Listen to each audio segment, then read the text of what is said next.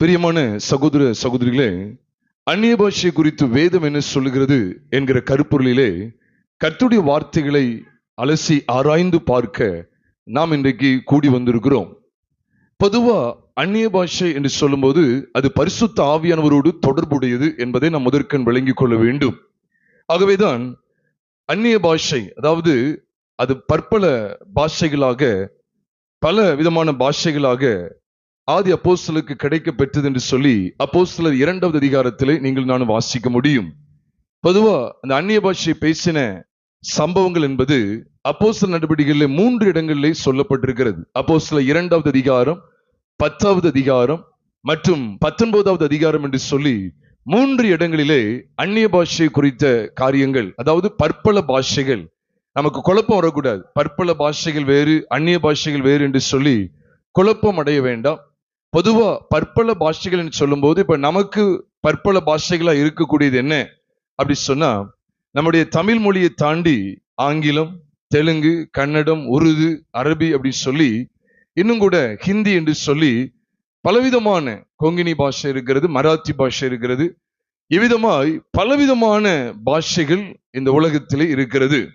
ஆக நமக்கு பற்பல பாஷைகள், அந்நிய பாஷைகள் என்று சொல்லும் போது நமக்கு வினோதமாய் இருக்கக்கூடிய பாஷைகளை தான் அந்நிய பாஷைகள் என்று சொல்லுகிறோம். ஸ்ட்ரேஞ்ச் லாங்குவேஜஸ் அல்லது அன்னோன் டங்ஸ் அப்படின்னு கூட நம்ம சொல்ல முடியும். Unknown languages or unknown tongues என்று கூட நம்ம சொல்ல முடியும். ஆக அதான் பற்பல பாஷைகளை நம்ம சொல்ல முடியும். அது நமக்கு வினோதமான பாஷைகளா இருக்கிறதுனால அந்நிய பாஷைகள் என்று சொல்லி நாம் சொல்லுகிறோம்.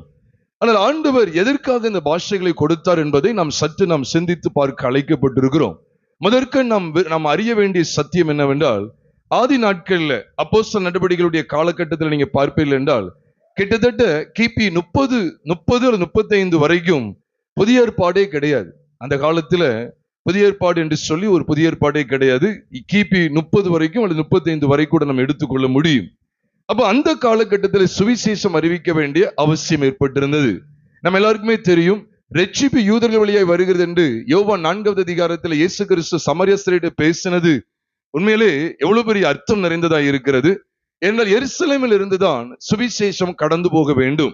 எருசலேம் இந்த யூதர்கள் வம்சத்தில் இருந்துதான், அந்த யூத ஜனங்களின் நடுவில் இருந்துதான் ரட்சிப்பு கடந்து வருகிறது என்பதை இயேசுவானவர் தெரியப்படுத்தினார். இதைத்தான் நாம் லூக்கா 24வது அதிகாரம் 47ஆம் வசனத்தில் வாசிக்கும் போது, அன்றியும் மனம் திரும்புதலும் பாவ மன்னிப்பும் எருசலேம் தொடங்கி சகல தேசத்தாருக்கும் அப்படி நாமத்தினாலே பிரசங்கிக்கப்பட வேண்டியது என்று சொல்லப்பட்டிருக்கிறது. அப்ப அக்காலத்துல மொழிகள், பல மொழி பேசக்கூடிய ஜனங்கள் இந்த உலகெங்கும் காணப்பட்டிருந்தார்கள். பல மொழிகள் பேசக்கூடியவர்கள். ஆகவே அந்த நாட்களில இவ்விதமாய் ஆவியானவர் அந்நிய பாஷைகள் மூலமா, பற்பல பாஷைகள் மூலமாய் ஆண்டவர் ஜனங்களிடத்திலே பேச வேண்டியது இருந்தது. எதுக்காக இது உங்களோடு முதற்கான நான் அறிவிக்கிறேன் என்று சொன்னால், நீங்கள் அந்நிய பாஷை பேசின 3 சம்பவங்களை நீங்கள் அப்போஸ்தலர் நடவடிக்கைகளை பார்ப்பீர்கள் என்றால், 3 சம்பவங்களிலுமே அதற்கான அர்த்தங்கள் வெளிப்படுத்தப்பட்டிருந்தது. அதாவது அப்போஸ்தலர் 2வது அதிகாரத்துல சகல தேசத்தாரும், ஏறக்குறைய 17 நாட்டவர்கள், 17 தேசத்தார்களும் தங்களுடைய ஜென்ம பாஷையிலே, அவர்கள் யூதர்களாக அறியப்பட்டிருந்தாலும் பல நாட்டிலே போய் குடியிருந்தவர்களாய் காணப்பட்டிருந்தார்கள். அவரவர் தங்கள் ஜென்ம பாஷையிலே தேவனுடைய மகத்துவங்களை பேச அவர்கள் கேட்டார்கள். அது மாத்திரமல்ல, அப்போஸ்தலர் 10வது அதிகாரத்திலே நாம் பார்க்கிறோம், கொர்நேலியு வீட்டிலையும் பரிசுத்த ஆவியானவர் வெளிப்படும் போது அவர்களும் பற்பல பாஷைகளை பேசி அவர்கள் தேவனை புகழுகிறதை அவர் மற்றவர்கள் கேட்டார்கள் என்று சொல்லி நாம் அங்கே பார்க்கிறோம். அங்கேயும் புரிந்து கொள்ளுதல் உண்டாயிடுச்சு. அப்போஸ்தலர் 19வது அதிகாரத்திலும் அந்நிய பாஷைகளை பேசி அவர்கள் தீர்க்க தரிசனம் சொன்னார்கள் என்று சொல்லும் போது அங்கேயும் புரிந்து கொள்ளுதல் இருந்தது என்பதை நாம் மறக்க கூடாது. ஆக இந்த பாஷைகளை பேசின இடத்திலே புரிந்து கொள்ளுதல் உண்டானது. இதைத்தான் உபதேசம் என்று சொன்னால், அதாவது சத்திய வார்த்தைகளாக அங்கே 1 கொரிந்தியர் 14வது அதிகாரத்திலே சொல்லப்பட்டிருக்கிறது. 1 கொரிந்தியர் 12வது அதிகாரம் 8-9 வசனங்களிலே நாம் பார்க்கிற அங்கே வரங்களிலே பற்பல பாஷைகளை பேசுதல் காண்பிக்கப்பட்டிருக்கிறது. 13வது அதிகாரம் 8ஆம் வசனத்துல பார்க்கும் போதும் அந்நிய பாஷை குறித்து சொல்லுகிறார். 14வது அதிகாரத்துல ஏராளமாய் சொல்லுகிறார். கிட்டத்தட்ட ஒரு 27 அல்லது ஒரு 24 முறை 23 முறை கிட்டே அது வரும்னு நினைக்கிறேன். அது அந்நிய பாஷைகளை குறித்து பேசப்பட்டிருக்கிறது. ஆக பிரியமானவர்களே, இந்த அந்நிய பாஷை பேசப்பட்ட இடத்திலே, பற்பல பாஷைகள் பேசப்பட்ட இடத்திலே அதற்கான அர்த்தங்கள் வெளிப்படுத்தப்பட்டது என்று சொல்லி நாம் பார்க்கிறோம்.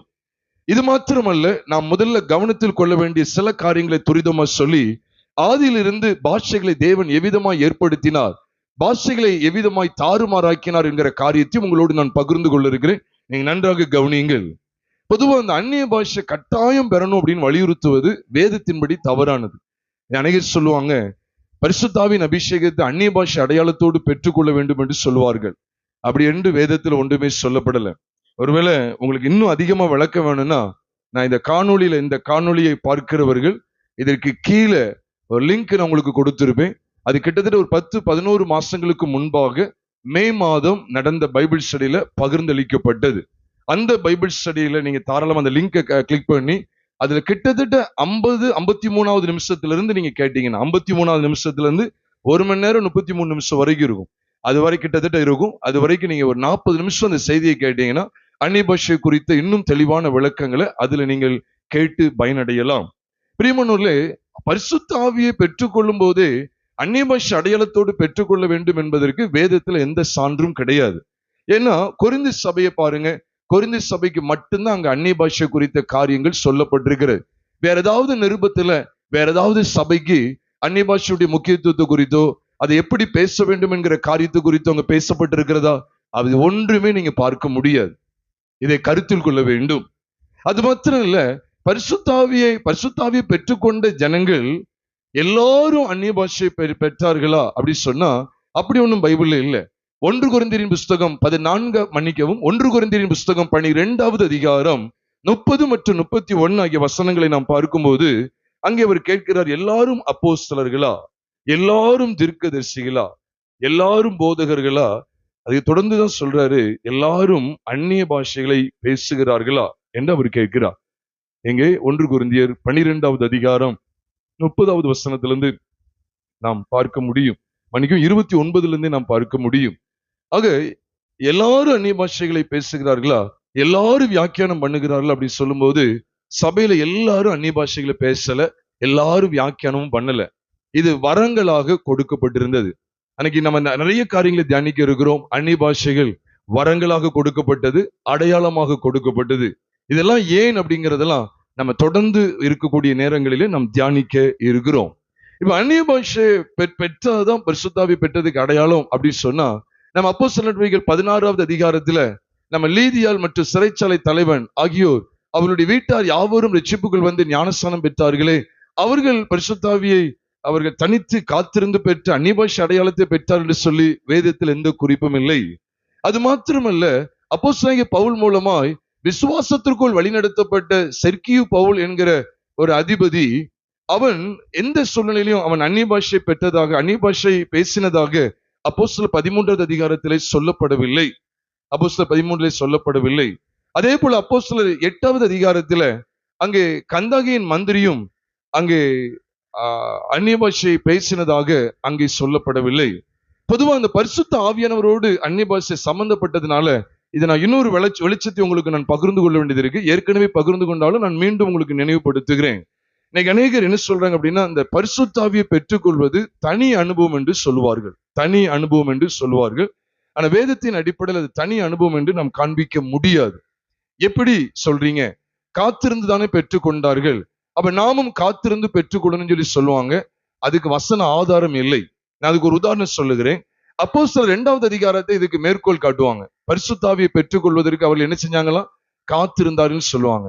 சரி, அப்படின்னா சமாரியார் பரிசுத்த ஆவியை பெற்றுக்கொள்ளும் போது காத்திருந்தார்கள் சொல்லி பைபிள்ல சொல்லப்படலையே. அவர்கள் காத்திருந்தார்கள் பைபிள்ல இருக்குதா? அப்போஸ்தலர் 2வது அதிகாரத்துல பரிசுத்த ஆவியை பெற்றுக்கொண்ட இந்த 120 பேர் போல அவர்கள் காத்திருந்தார்கள் பைபிள் ஏதாவது இருக்குதா? இல்லையே. அப்போஸ்தலர் 8வது அதிகாரத்துல அங்கே சமாரியார் பரிசுத்த ஆவியை பெற்றுக்கொண்டார்கள். அப்ப கைகளை வைக்கும் போது, நல்லா கவனிக்கணும், கைகளை வைக்கும் போது அவர்கள் பரிசுத்த ஆவியை பெற்றுக்கொண்டார்கள். இங்க எப்படி? காத்திருந்த போது பரிசுத்த ஆவியை பெற்றுக்கொண்டார்கள். கொர்நேலிய வீட்டை எடுத்துக்கிட்டீங்கன்னா, அப்போஸ்தலர் 10வது அதிகாரத்துல கொர்நேலிய வீட்டுல அவர்கள் வசனத்தை கேட்டுக்கிட்டு இருக்கும்போது, கிறிஸ்துவின் சுவிசேஷத்தை கேட்டுக்கொண்டு இருக்கும்போது பரிசுத்த ஆவியை பெற்றுக்கொண்டார்கள். அப்போஸ்தலர் 19வது அதிகாரத்துக்கு வரும்போது அப்போஸ்தலன் பவுல் கைகளை வச்ச உடனே பரிசுத்த ஆவியை பெற்றுக்கொண்டாங்க. சமாரியாரும் யோவானுடைய சீஷர்களும், நல்லா கவனிக்கணும், அப்போஸ்தலர் 8வது அதிகாரத்துல சமாரியாரும், அப்போஸ்தலர் 19வது அதிகாரத்துல யோவானுடைய சீஷர்களும் கைகள் வைக்கும் போது பரிசுத்தாய் பெற்றுக் கொண்டாங்க. ஆனா அவங்க ரெண்டு கூட்டத்துக்கும் வித்தியாசம் உண்டு. ஏன்னா அப்போஸ்தலர் 8வது அதிகாரத்துல பேதுருவும் யோவானும் சமாரியார் மேல் கைகளை வைத்த உடனே அவர்கள் பரிசுத்தாவியை பெற்றார்கள் தான் பைபிள் சொல்லுதே ஒழிய அவர்கள் அந்நிய பாஷை பேசினதா அங்க சொல்லப்படவில்லை. ஆனா அங்கே அப்போஸ்தலர் 19வது அதிகாரத்துல யோவானுடைய சீஷர்கள் மேல அப்போஸ்தலன் பவுல் கைகளை வைத்த போது பரிசுத்தாவியை பெற்றார்கள், அதே சமயம் அந்நிய பாஷைகளையும் பேசினார்கள் சொல்லும்போது நீங்க பார்க்கக்கூடிய 4 சம்பவங்களுமே வெவ்வேறு அனுபவங்கள் கொண்டது. மறக்க கூடாது.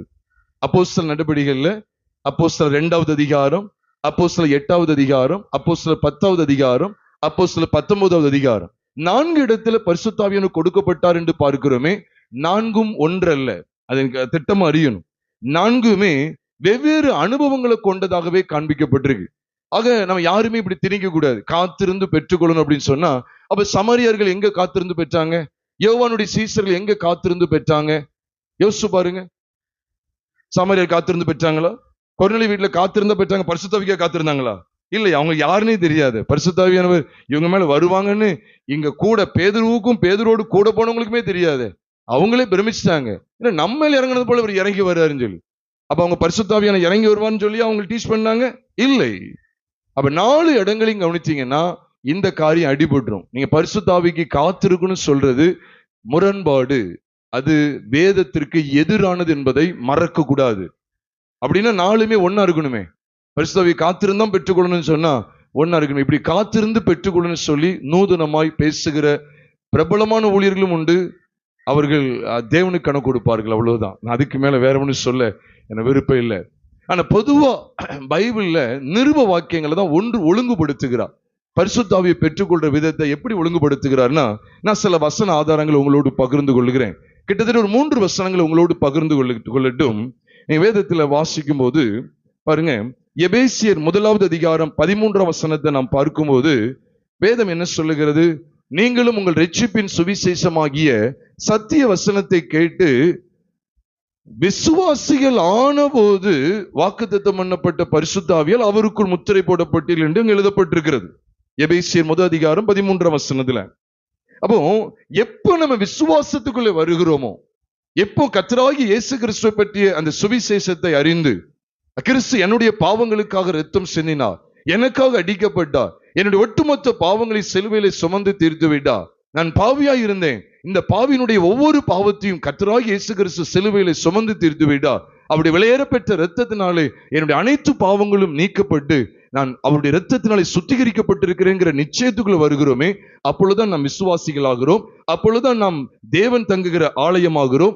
அப்பொழுதுதான் நாம் கிறிஸ்துவின் சரீர அவயவங்களாய் காணப்படுகிறோம், கிறிஸ்துவின் சரீரமாகிய சபையிலே அங்கமாகிறோம். அப்படி விசுவாசத்துக்குள் வரும்போதே வாக்குத்தத்தம் பண்ணப்பட்ட பரிசுத்த ஆவிக்குள் என்ன செய்யப்படும்? பரிசுத்த ஆவியால் அவருக்குள் என்ன செய்யப்படுகிறோம்? முத்திரை போடப்படுகிறோம். ஏன் இந்த விசுவாசத்தையும் பரிசுத்த ஆவியையும் பிரிக்க முடியாது? விசுவாசத்துக்குள் வருகிறோம், பரிசுத்த ஆவியை பெறுகிறோம், விசுவாசத்துக்குள் வருகிறோம், பரிசுத்த ஆவியை பெறுகிறோம். இதுதான் அந்த சத்தியம் நமக்கு காண்பித்து கொடுக்கிற அருமையான வெளிச்சம். இதைதான் கலாத்திய சபைக்கு சொல்லும்போது சொல்றார். கலாத்தியர் 3வது அதிகாரம் 3வது அதிகாரத்துல நாம் 2வது வசனத்தை நாம் பார்ப்போமேயானால், கலாத்தியர் 3வது அதிகாரம் 2ஆம் வசனத்துல அவர் ஒண்ணு கேட்கிறார். நான் ஒன்றை மாத்திரம் உங்களிடத்துல அறிய விரும்புறேன்னு சொல்றார். 9 அல்ல, ஒன்றைதான் அறிய விரும்புகிறேன். என்ன அறிய விரும்புகிறார்? நியாயப்பிரமாணத்தின் கிரியைகளினாலேயோ விசுவாச கேள்வியினாலேயோ எதினாலே ஆவியை பெற்றீர்கள் கேட்கிறார். இந்த கேள்வி நல்லா கவனிச்சுக்கங்க. இது இப்படி கேட்கல, நீங்கள் நியாயப்பிரமாணத்தின் கிரியையினாலேயோ அல்லது காத்திருந்ததினாலேயோ எதினாலே ஆவியை பெற்றீர்கள் சொல்லி கேட்கல. அவர் எப்படி கேட்கிறாரு? நியாயப்பிரமாணத்தின் கிரியையினால நீங்க பெற்றுக்கொண்டீங்களா? அப்படின்னா நீங்க அந்த கிரியைகளை, அந்த நியாயப்பிரமாணத்தின் அந்த காரியங்களை செஞ்சதுனால ஆவியை பெற்றீங்களா? அப்படி இல்லைன்னா விசுவாச கேள்வி. விசுவாச கேள்வி என்ன? விசுவாசத்தை கேள்விப்படுறீங்க. பொதுவா கேள்விப்படுறதுதான் விசுவாசம். ஏன்னா ரோமர் 10வது அதிகாரம் 17ஆம் வசனம் சொல்லுகிறது, விசுவாசம் கேள்வினாலே வரும், கேள்வி தேவனுடைய வசனத்தினாலே வரும். அப்ப தேவனுடைய வசனத்தை கேட்க கேட்க கேட்கதான் ஒரு மனுஷனுக்கு விசுவாசம் வரும். ஏதோ கேட்கிற கேள்வியினால விசுவாசம் வரும்னு சொன்னா எத்தனையோ கதைகள் இருக்கு, எத்தனையோ கட்டுக்கதைகள் இருக்கு, பொய்யான கதைகள்லாம் இருக்கு. புராணங்கள் இருக்கு, அதை கேட்கறதுனால விசுவாசம் வராது. விசுவாசம் கேள்வினாலே வரும், கேள்வி தேவனுடைய வசனத்தினாலே வரும். இது ஆங்கிலத்தில் நான் சொல்லுகிறேன், faith comes by hearing and hearing by the word of God அப்படி சொல்லி வேதத்திலே சொல்லப்பட்டிருக்கிறது. ஆக தேவனுடைய வார்த்தையை கேட்க கேட்க, அந்த வார்த்தையானவர் யார்? கிறிஸ்து. அவர் நம்முடைய பாவங்களுக்காக இரத்த சிந்தினார். அப்ப அந்த ரட்சிப்பின் செய்தியை கேட்க கேட்க ஒரு மனுஷன் மனம் திரும்புகிறான். அதனாலதான் பவுல் கேட்கிறாரு, விசுவாச கேள்வினாலேயா நியாயப்பிரமாணம் எதனால ஆவியை பெற்றீங்க கேட்கிறார். அப்படின்னா என்ன அர்த்தம் தெரியுமா? விசுவாசத்தின் மூலமா தான் நம்ம பரிசுத்த ஆவியை பெற்றுக்கொள்றோம், மற்றபடி அல்ல. காத்திருந்து சொல்றதுக்கும் பைபிள்ல இடம் கிடையாது. அப்படி காத்திருந்ததுக்கு நீங்க அப்போஸ்தலர் 2 கொண்டு வந்தீங்கன்னா, அப்புறம் கைகளை வைக்கிறதுக்கு நான் அப்போஸ்தலர் 8 கொண்டு வருவேன். அப்புறம் இன்னொருத்தர் என்ன செய்வார் தெரியுமா? இல்ல, செய்தியை கேட்டுக்கிட்டு இருந்தாலே ஆவியானவர் வந்துருவாருன்னு சொல்லி, வசனத்தை கேட்டு விசுவாசிக்கும் போது ஆவியானவர் வந்துருவாருன்னு சொல்லி அப்போஸ்தலர் 10 ஒருத்தங்க காமிப்பாங்க. அப்புறம் யோவானுடைய சீசர்கள் அப்போஸ்தலர் 19 காமிப்பாங்க. இப்படி குழப்பங்களுக்குள்ளே போகக்கூடாது. இந்த ஏதோ ஒன்ன மட்டும் பிடிச்சிட்டு தொங்குவது அது சரியானது அல்ல, அது ஆரோக்கியமானது அல்ல. பிரியமானவர்களே, அப்ப இந்த கலாத்தியர் 3வது அதிகாரம் 2ஆம் வசனத்துல மாத்திரம் இல்ல, நீங்க 14ஆம் வசனத்தையும் பார்க்கும்போது ஆவியை விசுவாசத்தினாலதான் பெற்றோமா. ஆபிரகாமுக்கு உண்டான ஆசீர்வாதம் கிறிஸ்து இயேசுவினால் புறஜாதிகளுக்கு வரும்படியாகவும், ஆவியை குறித்து சொல்லப்பட்ட வாக்குத்தத்தத்தை நாம் விசுவாசத்தினாலே பெறும்படியாகவும் இப்படி ஆயிற்று. ஆவியை குறித்து சொல்லப்பட்ட வாக்குத்தத்தத்தை நாம் காத்திருந்து பெறும்படின்னு போட்டிருக்குதா? எப்படி போட்டிருக்கு? சத்தமா சொல்லுங்க. நாம் விசுவாசத்தினாலே பெறும்படியாகவும் இப்படி ஆயிற்று. விசுவாசிக்கணும் அப்படின்னா என்னது? 10 நாள் காத்திருந்ததுக்கு அப்புறம் தான் விசுவாசம் வருமா?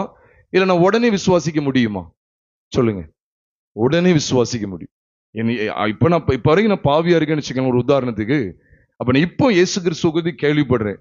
அப்ப நான் 10 நாள் காத்திருக்க வேண்டிய அவசியம் இல்லை. நான் கேள்விப்படும் போதே அப்ப என்னுடைய ஒட்டுமொத்த பாவங்களை இயேசு சிலுவையில சுமந்து தீர்த்து விட்டாரா? இயேசு கிறிஸ்துவின் ரத்தம் சகல பாவங்களை நீக்கி நம்மை சுத்திகரிக்கின்றே. அப்ப நான் ஏற்றுக்கொள்றேன். அப்ப ஏற்றுக்கொள்றதுதான் விசுவாசம். அந்த வார்த்தை அப்படியே எந்த சந்தேகமும் இன்றி முழு மனதோடு முழு நம்பிக்கையோடு ஏற்றுக்கொள்றதுக்கு பிறகு விசுவாசம். அப்ப அந்த விசுவாசத்துல வரும்போதே நான் ரட்சிக்கப்படுகிறேன். எப்படி விசுவாசத்தினாலே நமக்கு ரட்சிப்பு உண்டாகுதோ அதே போலதான் விசுவாசத்தினாலே நாம் எப்படி ரட்சிப்பை, பாவ மன்னிப்பை பெறுகிறோமோ அதே போல விசுவாசத்தினாலேயே பரிசுத்த ஆவியை பெறுகிறோம் என்பதை வேதம் திட்டவட்டமாய் சொல்லுகிறது. நீங்க பார்க்கிற 4 இடங்களிலும் சரி, நீங்க அனுபவங்கள் வித்தியாசமா இருக்கும். ஆனா கான்செப்டை கவனிச்சீங்கன்னா விசுவாசங்கிற ஒண்ணு முக்கியமா இருக்கும். உண்மையா இல்லையா? அதுல அது வித்தியாசப்படலாம். இப்ப காத்திருந்தா தான் வருவார் அப்படிங்கிறது இல்லாம இருக்கு, கைகளை வச்சாதான் வருவார் அப்படிங்கிறது இல்லாம இருக்கு. அப்படித்தானே? வசனத்தை கேட்டா மட்டும்தான் வருவார் இல்ல, வித்தியாசங்கள் இருக்கு. ஆனா எது காமனா சொல்லப்பட்டிருக்கு, பொதுவா சொல்லப்பட்டது என்ன அப்படின்னு சொன்னா விசுவாசம். இந்த 4 இடங்கள்லையும் விசுவாசம் இல்லாமல் அவர்கள் பரிசுத்த ஆவியை பெறவில்லை. அதனால இந்த பரிசுத்த ஆவியை பெற்றுக்கொள்ளும் போது அந்நிய பாஷை கட்டாயம் பேசணுமாங்க கேட்கும் போதுதான் 1 கொரிந்தியர் 12:29 மற்றும் 30 நாம் பார்க்கிறோம். அது 30ஆம் வசனத்துல தெளிவா சொல்லியிருக்கு, எல்லாரும் அந்நிய பாஷைகளை பேசுகிறாங்க இல்ல. ஏன்னா அது வரங்கள். அந்த வரங்கள் எதுக்காக கொடுக்கப்பட்டதுங்கிறத நம்ம தொடர்ந்து தியானிக்க இருக்கிறோம். கர்த்தருடைய பரிசுத்த நாமம் மகிமைப்படுவதாக. அதுல முதல்ல நமக்கு தெரிய வேண்டியது என்ன? பரிசுத்த ஆவியை பெற்றுக்கொள்ளும் போது நமக்கு எப்படிதான் நம்ம பெற்றுக்கொள்ளுகிறோம்? விசுவாசத்தினாலே பெற்றுக்கொள்ளுகிறோம். அப்போ பெற்றுக்கொள்ளும் போது ஆண்டவர் அன்னைக்கு ஏன் இந்த பல பாஷைகளை கொண்டு வந்தார், பற்பல பாஷைகளை ஏன் கொண்டு வந்தார் சொன்னா, அக்காலத்துல சுவிசேஷம் அறிவிப்பதற்கு. என்னால கிறிஸ்து, அதாவது தேவனுடைய பாரமே என்ன தெரியுமா? மனம் திரும்புதலும் பாவ மன்னிப்பும் எருசலேம் தொடங்கி எத்தனை தேசத்தாருக்கு போகணுமா? சகல தேசத்தாருக்கும் அவருடைய நாமத்தினாலே பிரசங்கிக்கப்பட வேண்டியது. இப்ப அவருடைய நாமத்தினால சொல்லணும். இப்போ அவருடைய நாமத்தினால பாவ மன்னிப்பு மனம் திரும்பலையும் சொல்லணும். இப்ப தமிழ் மக்கள் மத்தியில இப்போ சுவிசேஷர்கள் வர்றாங்கன்னு வச்சுக்கோங்களேன், அவங்க ஆங்கிலத்துல ரிப்பென்டன்ஸ் அப்படின்னு சொல்லி சொல்றாங்கன்னு வச்சுக்கோங்களேன், இங்க யாருக்கும் புரியாது. ரிப்பென்டன்ஸா, என்னது இது ரிப்பென்ட் அப்படின்னு சொல்லி சொல்றாங்க, என்ன ஒரு மாதிரி பேசுறாங்கன்னு சொல்லி ஒன்றும் புரியாது. அப்ப இங்க என்ன பேசி ஆகணும்னு சொன்னா மனம் திரும்புங்கள் அப்படின்னு பேசி ஆகணும். ஆங்கில மக்கள் மத்தியில போகும்போது ரிப்பென்ட் அப்படின்னு சொல்லி பேசி ஆகணும். அப்படி நாமம் என்று சொல்லும் போது இங்க இயேசு, வெளிநாட்டுல ஜீசஸ், இன்னும் கூட யெஷுவா அப்படி சொல்லி பல மொழிகள்ல இந்த இயேசுங்கிற பெயருக்கு பல மொழி இருக்கு, அதாவது பல உச்சரிப்பு இருக்கு. அப்படிங்கிறத மறந்து விடக்கூடாது. எழுத்துலையும் வித்தியாசமாகுது, வாய் மொழியிலையும் வித்தியாசப்படுகிறது. ஆக ஒரே மொழியை வைத்து என்ன செய்ய முடியாது, எல்லா இடத்திலையும் பாவ மன்னிப்பை மனம் திரும்புதலையும் சுவிசேஷமாய் நாம் ஜனங்களுக்குள்ளே அறிவிக்க முடியாது. ஆகவே தேவன் என்ன செய்தார்? பாஷைகளை கொடுத்தார். அப்ப பாருங்க, இந்த காலகட்டத்தை இன்னைக்கு ஜனங்கள் பார்க்கறது இல்லை. நீங்க காலகட்டத்தை பாருங்க. காலகட்டத்தை பார்க்கும்போது அப்போஸ்தலர்கள் எழுதப்படும் போது அல்லது நிருபங்கள் எழுதப்படும் போது நீங்க பாருங்க, புதிய ஏற்பாட்டுல அந்த காலத்துல மொழிகள், பல மொழிகள் எல்லாருக்கும் தெரியுமா? கண்டிப்பா தெரியாது. ஏன்? நிருபங்கள் எழுதும் போது கூட புதிய ஏற்பாடு முழுசும் கிடையாது. யாரு கையிலயும் முழுசும் கிடையாது. நம்ம கையில இருக்கிற மாதிரி ஆதி அப்போஸ்தலர் கையில முழு புதிய ஏற்பாடு இருந்ததா? இல்லவே இல்லை. அதற்கு பிற்பாடுதான் அவங்க தொகுத்து எழுத ஆரம்பிச்சாங்க. கிட்டத்தட்ட முதல் நூற்றாண்டுக்கு பிறகுதான் அவர்கள் தொடர்ந்து தொகுத்து எழுத ஆரம்பிச்சு எல்லாத்தையும் ஒன்று கூட்டி சேர்த்து சபைகளுக்கு கொடுக்க அவர்கள் நடத்தப்பட்டார்கள். பிரியமானவர்களே, அந்த காலத்துல மொழி இல்லாத காலமா இருந்ததுனால தேவன் தம்முடைய சுவிசேஷத்தை, தம்முடைய மகத்துவமான செய்கைகளை பிற மனிதர்கள், பிற மொழி பேசக்கூடியவர்கள் விசுவாசிப்பதற்கு ஏதுவாய் இவர்கள் வாயிலிருந்து அவர் பற்பல பாஷைகளை பேச சித்தம் கொண்டார். கர்த்தருடைய பரிசுத்த நாமம் மகிமைப்படுவதாக. இந்த இன்னைக்கு பேசப்படுகிற பாஷைகள் பொதுவா உதாரணம் சொன்னா ரீபாபாபான்னு சொல்லி பேசுறது, சராபாபாபான்னு பேசுறது, மேரா லூது ரீமா நஷந்து ரீகா லபா அப்படின்னு சொல்லி பேசுறது, இது எல்லாமே மனுஷனுடைய கற்பனையில உண்டாகிறதே ஒழிய இவைகளுக்கு எழுத்து வடிவம் இல்லை. ஏன் சொல்லுகிறேன்னு சொன்னா, பைபிள்லயே அந்நிய பாஷை அப்படிங்கிற அந்த வார்த்தைக்கு பாஷை அப்படின்னு சொன்னா அதுக்கு இன்னொரு தமிழ் பதம் மொழி. மொழிக்கு கிரேக்க பதத்துல கிளாசா அப்படின்னு சொல்லி ஒரு வார்த்தையை பயன்படுத்துறாங்க. கிளாசா அப்படிங்கிற ஒரு வார்த்தை, அதனுடைய பன்மை மொழிகள் அப்படின்னு சொன்னா கிளாஸை அப்படிங்கிற ஒரு அர்த்தமாகும். ஏன் இந்த கிளாசா அப்படின்னு பயன்படுத்துறாங்க சொன்னா, கிளாசா பாஷை அப்படிங்கிறதுக்கு நீங்க தாராளமா பைபிள்ல பார்க்கலாம். நீங்க பைபிள்ல பாக்கீங்களா, அந்நிய பாஷைன்னு போட்டிருக்கு. பாஷை, அந்த அந்நிய பாஷைக்கு அன்னோன் டங்குன்னு இருக்கு. அதுக்கு நீங்க கிரேக்க பதம், கிரேக்க மொழி அர்த்தத்தை நீங்க எடுத்து பார்த்தீங்கன்னா கிளாசா அப்படின்னு சொல்லி தான் சொல்லப்பட்டிருக்கு. அதுக்கு அர்த்தம் என்ன தெரியுமா? உளறல் அல்ல, ஜிபரிஷ் சொல்லப்படுகிற ஏதோ புரியாதவைகளை கடற்கடன்னு ஒப்பிக்கிறதோ அல்லது வேறு விதமான சத்தத்தை எழுப்புவதோ அல்ல என்பதை நீங்களும் நானும் திட்டமாய் விளங்கி கொள்ள வேண்டும். அப்ப மொழி, அந்த கிளாஸாங்கிற வார்த்தை எதுக்காக பயன்படுத்தி இருக்காங்க? அந்த 1 கொரிந்தியர் 14வது அதிகாரத்துல கிளாசா அப்படின்னு சொல்லி சொல்லப்பட்டிருக்கு. அது எதுக்காக பயன்படுத்தப்பட்டது அப்படின்னு சொன்னா, அதோடைய உண்மையான அர்த்தம் பிறர் புரிந்து கொள்ளும் வண்ணமாய், பிறருடைய மொழி, அதாவது நம்முடைய கருத்துக்களையும் எண்ணங்களையும் மற்றவர்கள் புரிந்து கொள்ளும்படிக்கு அவர்களுக்கு விளங்கக்கூடிய விதத்துல பேசுகிற அல்லது சம்பாஷிக்கிற ஒரு மொழி, ஒரு நடைக்கு தான் மொழி, அதாவது கிளாசா அப்படிங்கிற அர்த்தமாகும். புரியாதவைகளுக்கு அல்ல. ஆக கொரிந்தியர் 1 கொரிந்தியர் 14வது அதிகாரமாக இருக்கட்டும், 12வது அதிகாரமாக இருக்கட்டும், அவைகளை சொல்லப்பட்ட சத்தியத்தினுடைய வெளிச்சம் எல்லாம் பிறருக்கு புரியக்கூடிய மொழி அப்படிங்கிறத மறக்க கூடாது. கர்த்தருடைய பரிசுத்த நாமம் மகிமைப்படுவதாக. பிரியமானவர்களே, நான் இன்னைக்கு உங்களோடு கூட ஆதியிலிருந்து சில பாஷைகளை உங்களோடு நான் பகிர்ந்து கொள்ள வாஞ்சிக்கிறேன். முதல் முறை பாஷை ஆண்டவர் எவ்விதமா பெருக பண்ணினார் சொன்னா, பாஷைகளை ஆண்டவர் ஆங்காங்கே பெருக பண்ணினுடைய காரியம் அது அவரால் செலுத்தப்பட்ட தண்டனையாகவே காண்பிக்கப்பட்டிருக்கிறது. நீ வேதத்துல வாசித்து பார்ப்பீர்கள் என்றால், ஆதியாகமத்தின் புஸ்தகம் 11வது அதிகாரம் 1ஆம் வசனத்திலே பூமி எங்கும் ஒரே பாஷையும் ஒரே விதமான பேச்சும் இருந்தது என்று அங்கு எழுதப்பட்டிருக்கிறது. ஆதியாகமம் 11வது அதிகாரம் 1 வசனத்துல அப்ப ஒரே பாஷை தான் இருந்தது. ஆனா 6ஆம் வசனத்துல பார்க்கும்போது ஆண்டவர் இப்படிதமா சொல்லுகிறார், இவர்கள் ஒரே கூட்டமா இருக்கிறாங்க, இவர்களுக்குள்ள ஒரே விதமான பாஷை தான் இருக்கு அப்படின்னு சொல்லி அந்த பாஷையை தாறுமாறாக்குகிறார். அதை தொடர்ந்து ஆதியாகமம் 11வது அதிகாரம் 9ஆம் வசனத்துல பார்க்கிறோம், ஆண்டவர் பாஷையை தாறுமாறாக்கினதுனால அந்த இடம் பாபேல் என்று அறியப்பட்டதாம். பாபேல் அப்படி சொன்னா பாஷைகளை தாறுமாறாக்கினார் என்று அர்த்தம். நான் முதல்ல உங்களுக்கு ஒரு சில காரியங்களை சொல்லுகிறேன், அதை நீங்க தெளிவா விளங்கிக்கங்க. இந்த பாஷைகளை ஆண்டவர் தாறுமாறாக்கினுடைய விதம் எதை காண்பிக்கும் சொன்னா, அக்காலத்தில் வாழ்ந்த ஜனங்கள் தங்களை உயர்த்தினார்கள், தங்களை மேன்மையாக எண்ணினார்கள், தங்களுக்கு பேர் உண்டாக வானத்தை எட்டுகிற அளவுக்கு ஒரு கோபுரத்தை கட்ட அவர்கள் மனதாய் இருந்தார்கள். ஆகவே அவர்களுடைய எண்ணங்களை, சுய திட்டத்தை, அவருடைய மாம்சிகத்தை ஒரு முடிவுக்கு கொண்டு வருவதற்கு அங்கே தேவனால் வந்த ஒரு தண்டனையாகவே பாஷை தாறுமாறாக்கப்படுகிறது, காண்பிக்கப்படுகிறது. நான் இதுக்கு நிறைய வசன ஆதாரம் கொடுப்பேன், நல்லா கவனிங்க. பாஷை ஆண்டவர் தாறுமாறாக்கின விதம் எதுக்கு அடையாளமாய் காண்பிக்கப்பட்டிருக்கு? பல பாஷைகளை கொண்டு வரதனுடைய காரியம் எதுக்கு அடையாளமா இருக்கு அப்படி சொன்னாலே, அது தேவனிடத்திலிருந்து வரக்கூடிய தண்டனையாகவே இருந்தது. இதைத்தான் உபாகமத்தின் புஸ்தகம் 28வது அதிகாரத்துக்கு வரும்போது நம்ம எல்லாருக்குமே தெரியும். உபாகமம் 28வது அதிகாரத்துல கிட்டத்தட்ட முதல் 14 வசனங்கள்ல கர்த்தருடைய சத்தத்துக்கு கீழ்ப்படுகிறதுனால் வரக்கூடிய ஆசீர்வாதங்களை குறித்தும், அதை தொடர்ந்து வரக்கூடிய வசனத்திலிருந்து அதிகாரத்தினுடைய கடைசி வரைக்கும் நாம் பார்க்கும்போது முழுக்க முழுக்க சாபமான வார்த்தைகள் சொல்லப்படுகிறது. அதுல உங்களுக்காக நான் 50வது வசனத்தை நான் உங்களுக்காக வாசிக்கிறேன், அதையும் கொஞ்சம் கேளுங்கள். உபாகமம் 28:50. உனக்கு தெரியாத பாஷையை பேசுகிறதுமான ஜாதியை வெகு தூரத்தில் உள்ள பூமியின் கடையாந்திரத்திலிருந்து கர்த்தர் உன்மேல் கழுகு பறக்கும் வேகமாய் வர பண்ணுவார் என்று இங்கு எழுதப்பட்டிருக்கிறது. பொதுவா பாஷை பொதுவா எதுக்காக அங்க காண்பிக்கப்பட்டது அப்படின்னு சொன்னா, அநேக பாஷைகள் தெரியாத, உனக்கு தெரியாத பாஷைக்காரரை உன்கிட்ட கொண்டு வருவேன் சொல்லும் போது இது எதுக்காக காண்பிக்கப்பட்டதுன்னா, இதெல்லாம் தண்டனை, இது ஜனத்தின் மேல் வரக்கூடிய சாபங்கள், மறக்க கூடாது. அப்ப பலவிதமான இந்த பாஷைக்காரங்களை இங்க இஸ்ரவேல் ஜனத்துக்கு எதிராக கொண்டு வர்ற ஒரு செய்தி என்பது இது நியாய தீர்ப்பின் செய்தி. இது இஸ்ரவேல் ஜனத்துக்கு கீழ்ப்படிய மறுக்கிற இஸ்ரவேல் ஜனத்துக்கு வருகிற சாபத்தை குறித்த வார்த்தைகள், சாபமான வார்த்தைகள். பிரியமானவர்களே, இது மாத்திரமல்ல, சங்கீதக்காரனாகிய தாவீதும் கூட, சங்கீதக்காரனும் இவ்விதமாகவே ஒரு ஜெபத்தை ஏறெடுக்கிறார். சங்கீதம் 55வது சங்கீதம் 9வது வசனத்தை நாம் வாசிக்கும் போது நான் கூட உங்களுக்காக அதை வாசிக்கிறேன். சங்கீதம் 55:9.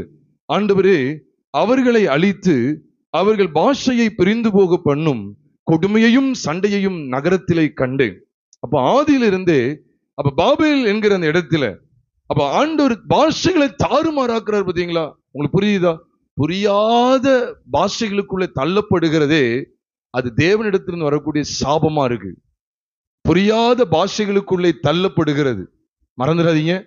புரியாத பாஷைகளுக்குள்ளே தள்ளப்படுவது அது தேவனால் இட்ட தண்டனையாய், தேவனிடத்திலிருந்து வரக்கூடிய சாபமாகத்தான் இஸ்ரவேல் ஜனங்களுக்கு அன்றைக்கு காணப்பட்டிருந்தது. இங்கே சங்கீதக்காரன் தாவீது எதுக்காக இதை சொல்றாரு தெரியுமா? ஆண்டவரே, அவளுடைய பாஷை என்ன செய்யும்? அவளை அழித்து அவர்கள் பாஷையை பிரிந்து போக பண்ணும்.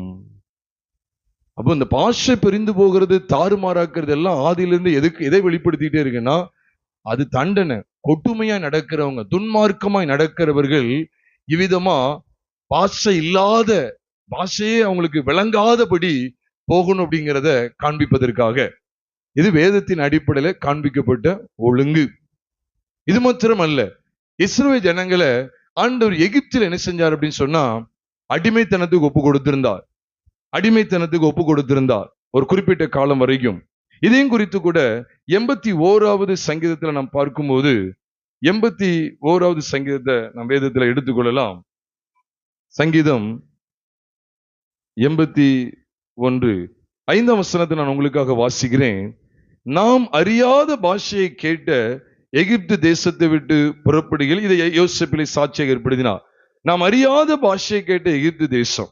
இந்த வசனத்தை அப்படியே கையில வைத்துக்கொண்டு சங்கீதம் 114வது சங்கீதம் 1ஆம் வசனத்தையும் நாம் பார்க்கும்போது அங்கேயும் சொல்றார், இஸ்ரவேல் எகிப்திலும் யாக்கோபின் குடும்பம் அந்நிய பாஷைக்காரரான ஜனத்திலும் இருந்து புறப்பட்ட போது அப்படின்னு சொல்லப்பட்டிருக்கு. அப்ப அந்நிய பாஷைக்காரரான ஜனம் என்று ஆண்டவர் சொல்றது எந்த தேசத்தை சொல்றாரு? எந்த தேசத்தாரை சொல்றாரு? எகிப்து தேசத்தா.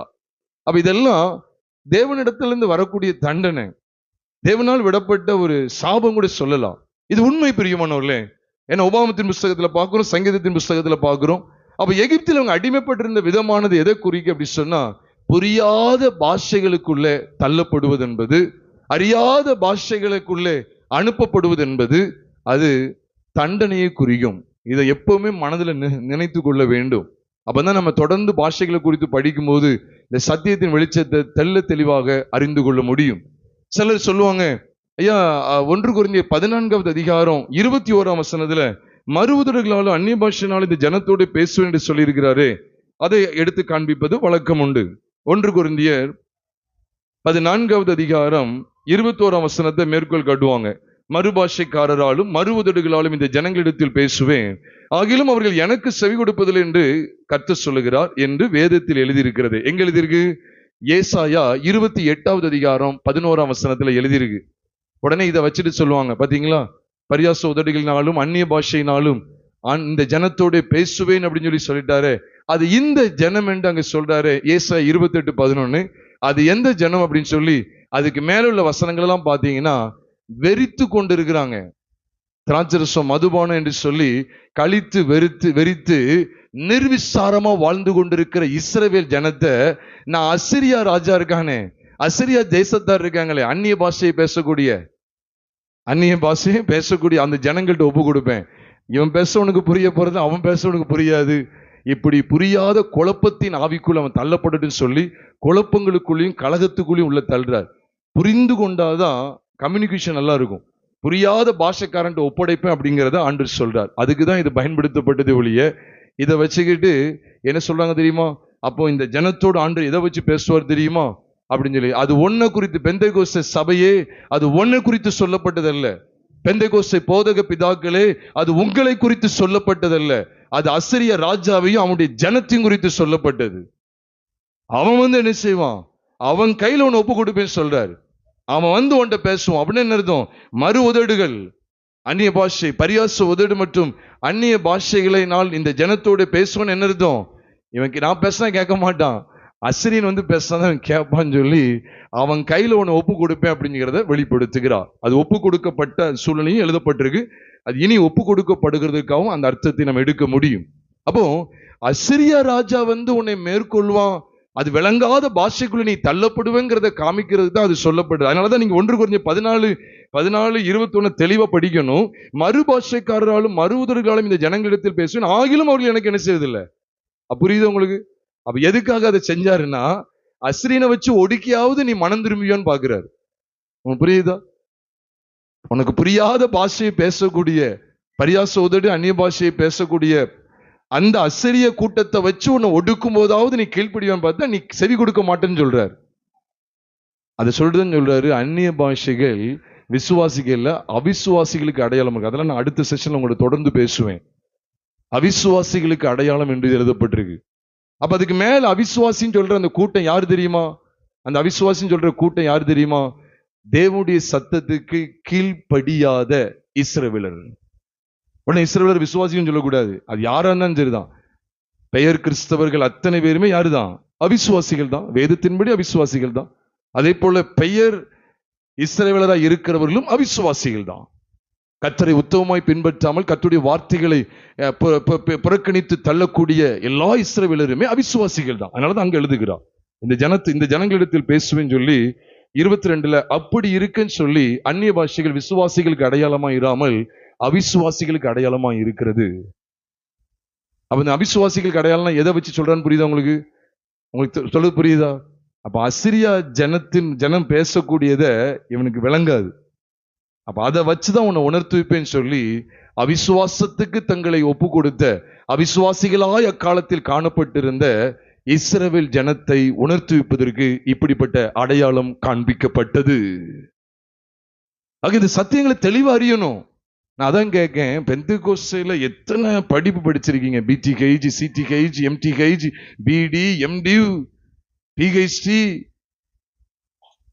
Reverend, right reverend, pastor, prophet, என்னெல்லாம் படிப்பு, பைபிள் காலேஜ் என்னெல்லாம் படிச்சிருக்கீங்க. அப்போ ஏசாயா 28வது அதிகாரம் அதனுடைய பின்னணி நீங்க படிச்சிருப்பீங்களா? அதை சொல்லுங்களேன் பார்ப்போம். அந்த பின்னணி என்ன? அசிரிய ஜனத்தை குறிக்கி அது ஒப்பு கொடுக்கப்படுதல், புரியாத பாஷைகளுக்குள்ளே தள்ளப்படுகிற ஒரு அனுபவம்.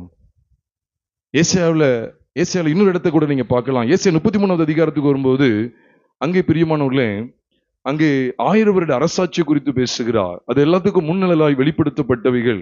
ஏசாயா 33வது அதிகாரம் 19ஆம் வசனத்தை கவனிக்கும் போது அங்கேயும் கூட பாருங்க, ஆண்டவர் இந்த பாஷையை குறித்து சொல்றார் பாருங்க. நான் வாசிக்கிறேன் உங்களுக்காக. ஏசாயா 33:19. உனக்கு விளங்காத பாஷையும் அது அறிதற்கரிய ஒரு விதமான பேச்சையும் உடைய அந்த குரூர ஜனங்களை இனி நீ காணாய். இப்ப உங்களுக்கு புரியுதா? அப்போ இது கிறிஸ்துவின் 1000 வருட அரசாட்சியிலே நடக்க போகிற சம்பவங்களை முன்னறிவிக்கக்கூடிய வார்த்தைகளாய் இந்த ஏசாயா தீர்க்கதரிசிக்கு ஆண்டவர் வெளிப்படுத்தினார். அப்போ இங்க என்ன சொல்லப்பட்டிருக்கு? அந்த 1000 வருட அரசாட்சியில விளங்காத பாஷை கிடையாது, எல்லாருக்கும் புரியும். அப்ப அப்படி விளங்காத பாஷையை பேசக்கூடிய அரிதருக்கு ஒரு விதமான பேச்சுமுடைய அந்த குரூர ஜனங்களை இனி என்ன செய்ய மாட்ட நீ காண அப்படின்னு என்ன சொல்லுவாருன்னா, துஷ்டன் கிடையாதுங்க, துன்மார்க்கனுங்க கிடையாது. அதனாலதான் பிரியமானவர்களே, இந்த விளங்காத பாஷை, புரியாத அந்த பாஷை இருக்கு பாருங்க, இது எல்லாமே பாருங்க அது கலகத்தை உண்டாக்கக்கூடியது. அது தேவனால் விடப்பட்ட தண்டனை, தேவனிடத்திலிருந்து வரக்கூடிய தண்டனையாகவே பாபேலிருந்து தொடர்ச்சியா கர்த்தருடைய வேதத்துல காண்பிக்கப்பட்டு கொண்டே இருக்கிறது. அது மாத்திரம் இல்ல, நீங்க எரேமியா புஸ்தகத்துக்கு வாங்கலேன். நான் எரேமியா புஸ்தகம் 5 நான் நினைக்கிறேன். எரேமியா புஸ்தகத்தை எடுத்துக்கொள்ளுங்க. அதுல ஆண்டு எவ்வளவு அழகா பேசுறாரு பாருங்க. எரேமியாவின் புஸ்தகம் 5வது அதிகாரம் 15ஆம் வசனத்தை உங்களுக்கு நான் வாசிக்கிறேன். இப்ப நீங்க என்கிட்ட சொல்ல போறீங்க, இது எந்த தேசத்தின் சிறைபிடிப்புன்னு என்கிட்ட சொல்ல போறீங்க. அழகா சொல்லிடுவீங்க. எரேமியானாலே உடனே சொல்லிடலாம். எரேமியா 5வது அதிகாரம் 15ஆம் வசனம், இஸ்ரவேல் வம்சத்தார், இதோ தூரத்திலிருந்து நான் உங்கள் மேல் ஒரு ஜாதியை கொண்டு வருவேன் என்று கர்த்தர் சொல்லுகிறார். அது பலத்த ஜாதி, அது பூர்வ காலத்து ஜாதி, அவர்கள் நீ அறியாத பாஷையை பேசும் ஜாதி, அவர்கள் பேசுகிறது இன்னதென்று உனக்கு விளங்காது. அப்போ உனக்கு விளங்காது. இதெல்லாமே இஸ்ரவேல் ஜனம் இந்த விளங்காத பாஷைய உள்ள கொண்டு வர்றது, அந்நிய பாஷை அப்படின்னு விளங்காத பாஷையை உள்ள கொண்டு வர்றாருன்னு சொன்னாலே அது தேவனிடத்திலிருந்து வரப்படுற தண்டனையாகத்தான் பைபிள்ல காண்பிக்கப்பட்டிருக்கு. இது நீங்க ஆராய்ந்து பார்த்துக்கங்க. அப்படி அநேகர் இன்னைக்கு விளங்காததை பேசி கொண்டு இருக்கிறாங்க. அதனாலதான் ரொம்ப ஜாக்கிரதையா இருந்து நம்ம கர்த்தருடைய வசனங்களை நிலைத்திருக்க வேண்டியது அவசியம். பிரியமானவர்களே, முதல்ல நம்ம பார்த்தோம், பரிசுத்த ஆவியானவர் பெற்றுக்கொள்ளும் எல்லாரும் அந்நிய பாஷை பேச்சுதான் ஆகணுமான்னு கேட்டா அதுக்கு வசன ஆதாரம் இல்லை. அது மட்டும் இல்ல, பரிசுத்த காத்திருந்துதான் பெறணும் அப்படிங்கிறதுக்கு தீர்க்கமான சான்று கிடையவே கிடையாது. அது பல விதங்களிலே வெளிப்படுத்தப்பட்டிருக்கிறது. கர்த்தருடைய பரிசுத்த நாமம் மகிமைப்படுவதாக.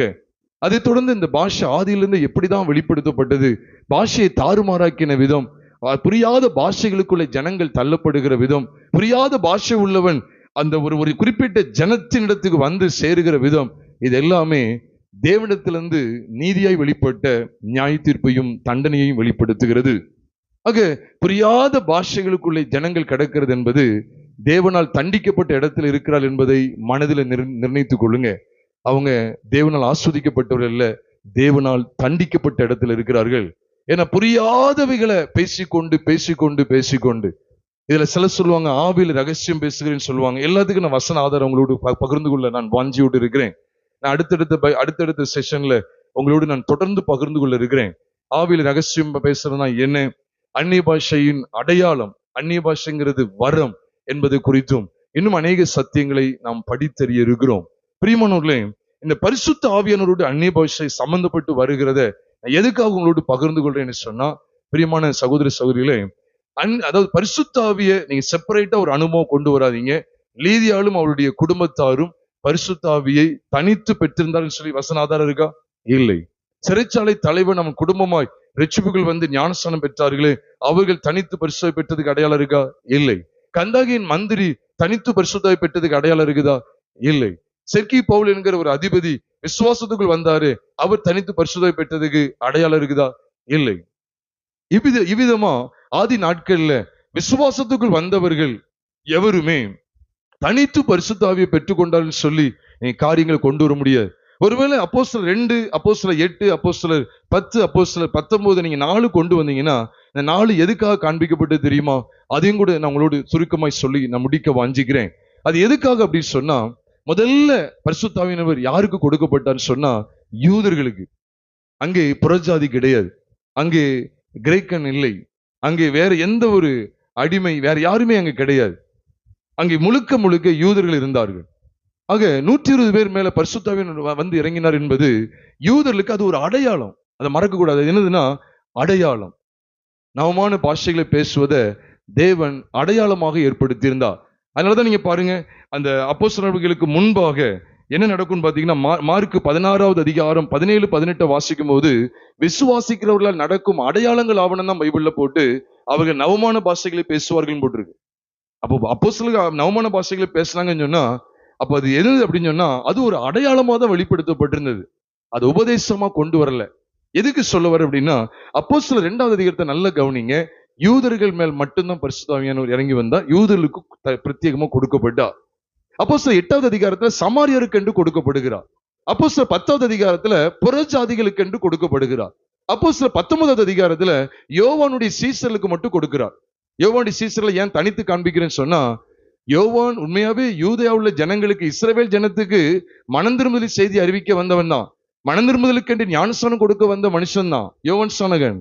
ஆனா அவனுடைய செய்தி, அவனுடைய வார்த்தைகளை ஏற்றுக்கொண்டவர்கள் அவனுக்கு சீசர்கள் ஆகினார்கள், அவனுடைய சீசர்கள் ஆனார்கள். அப்போ யூத மார்க்கத்திலேயே, நல்ல கவனிச்சுக்க, யூத மார்க்கத்திலேயே யோவானை பற்றி கொண்ட ஒரு கூட்டம் அன்னைக்கு இருந்துச்சு.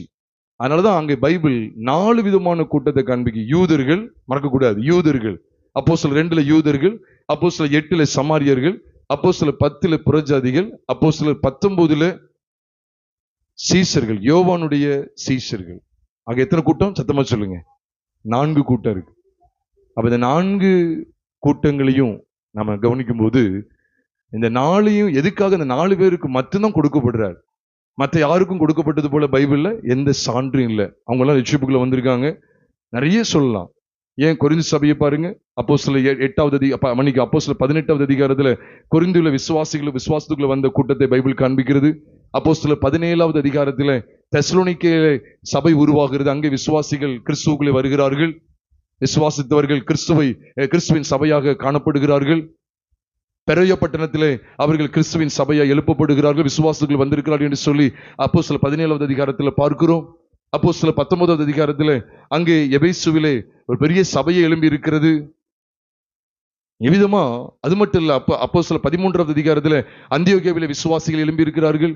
இவர்கள் தனித்து பரிசுத்த ஆவி பெற்றதா, அந்நிய அடையாளம் பெற்றதா, எந்த ஒரு குறிப்பும் இல்லை, எந்த ஒரு குறிப்பும் இல்லை.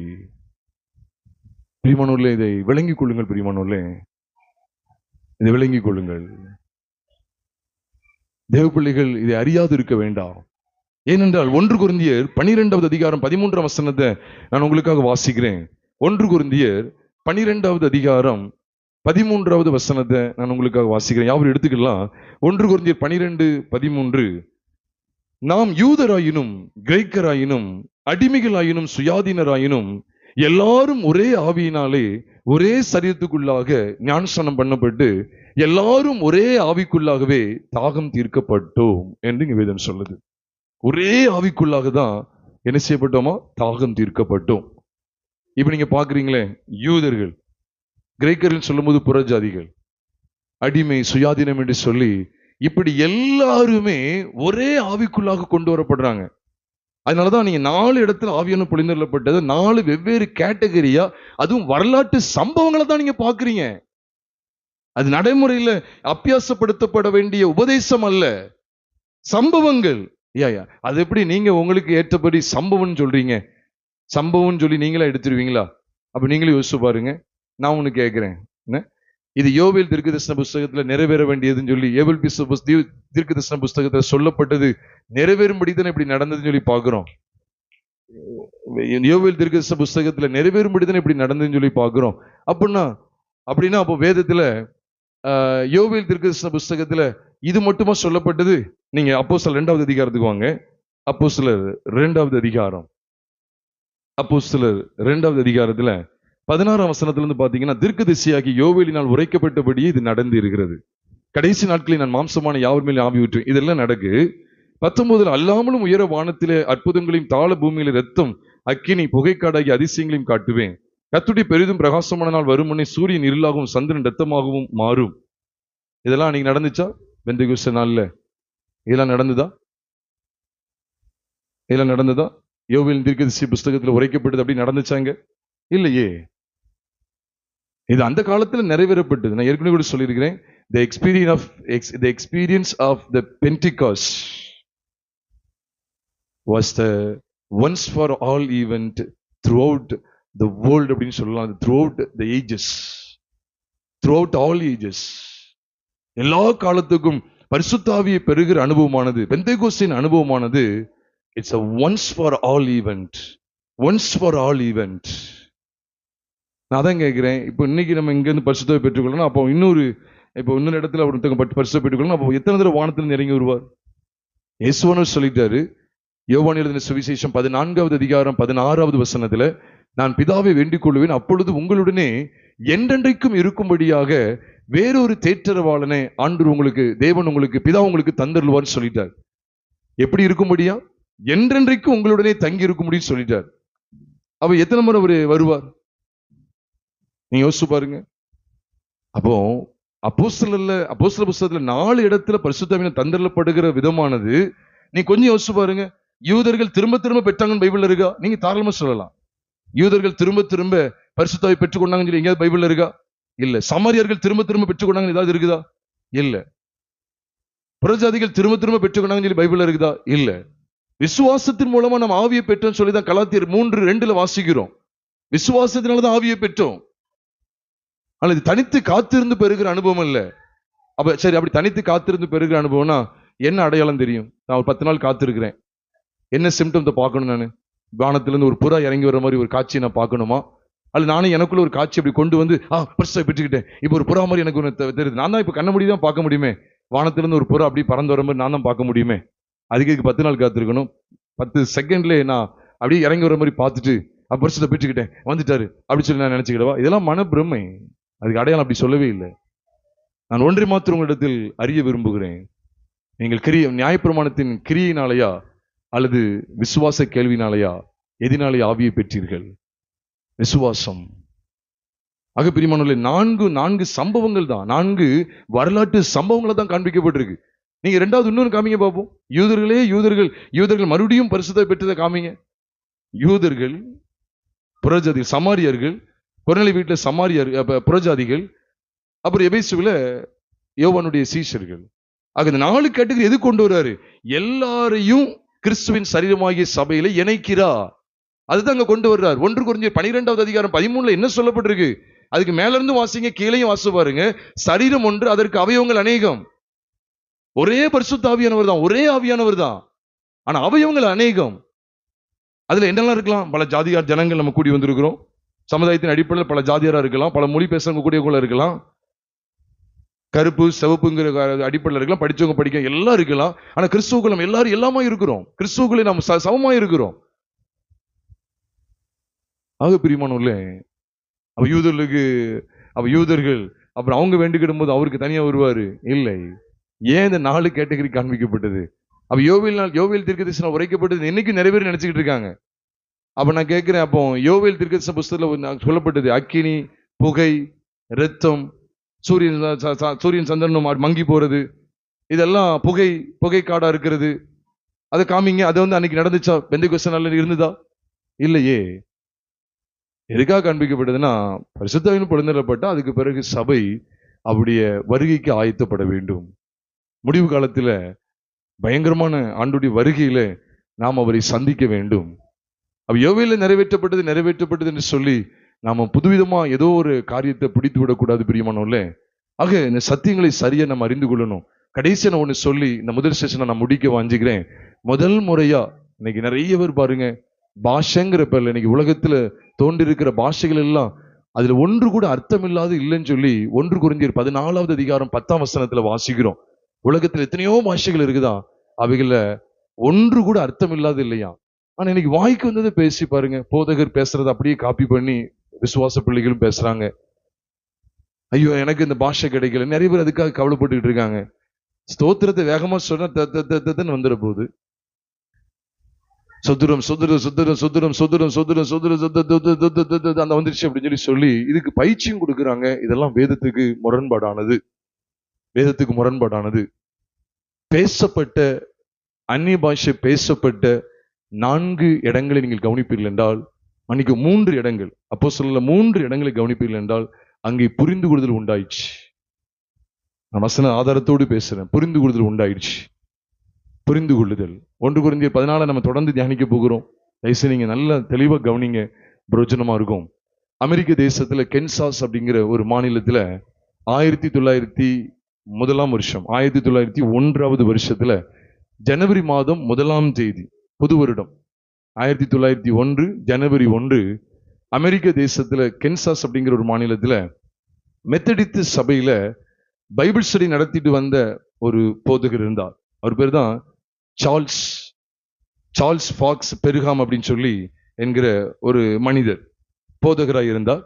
அவர் நடத்தி வந்தப்போ அந்த பைபிள் ஸ்டடியில அந்த நாள்ல 1901 ஜனவரி 1 அந்த நாள்ல கலந்து கொண்ட ஒரு சகோதரி ஆக்னஸ் அப்படின்னு சொல்லி ஒரு சகோதரி, மறந்துடாதீங்க, ஆக்னஸ். ஆமா, ஆக்னஸ் அப்படிங்கிற ஒரு சகோதரி. அவங்க முழு பேர் எனக்கு சரியா தெரியல. ஆக்னஸ் சொல்லி ஒரு சகோதரி. அந்த சகோதரி தலைமையில ஒரு கை வைக்கும் போது அவங்க திடீர்னு ஒரு சத்தம் போட்டு அப்படியே ஒரு கத்துனாங்க, ஒரு மாதிரி வார்த்தையில பேசி அப்படி கத்துனாங்க. அதுல இருந்து இந்த உலகத்துக்கு அந்நிய பாஷை அப்படிங்கிற ஒரு பாஷையை அநேக போதக பிதாக்கள் கொண்டு வந்துட்டாங்க. இதான் பெந்தேகோஸ்தே சபைகளுடைய முதல் துவக்கம். 1900க்கு முன்னால எந்த மிஷினரியுமே பாஷை பேசினதா சரித்திரத்துல குறிப்பே கிடையாது. ஆனா தேவனுக்காக சாதித்தாங்க.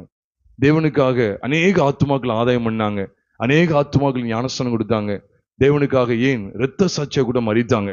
பிரியமானவர்களே, மிஷனரியுடைய குறிப்புல எந்த இடத்துல கூட, ஒரு இடத்துல கூட அவர்கள் இந்த மாதிரி இந்த ராபா பாபா ரீகா பாபா அப்படின்னு சொல்லி பேசினதா எங்கேயுமே சொல்லப்படவில்லை.